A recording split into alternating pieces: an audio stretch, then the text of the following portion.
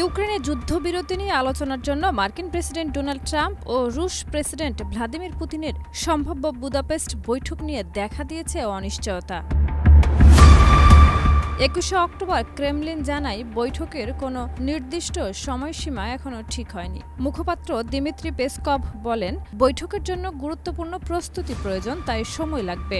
যুক্তরাষ্ট্রের গণমাধ্যমগুলো জানিয়েছে, যুদ্ধবিরতির শর্ত নিয়ে ওয়াশিংটন ও মস্কোর মধ্যে বড় ধরনের মত পার্থক্য তৈরি হয়েছে। রাশিয়ার উপপররাষ্ট্রমন্ত্রী সের্গেই ল্যাভরভ বলেন, বৈঠক আয়োজনের মতো পরিস্থিতি এখনো তৈরি হয়নি।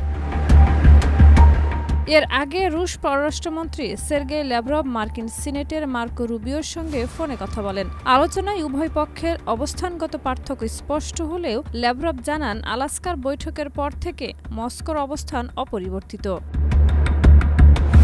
এদিকে বৈঠকের তারিখ বা স্থান নিয়ে কোনো চূড়ান্ত ঘোষণা না থাকলেও বুদাপেস্টকে সম্ভাব্য ভেন্যু হিসেবে বিবেচনা করা হচ্ছে।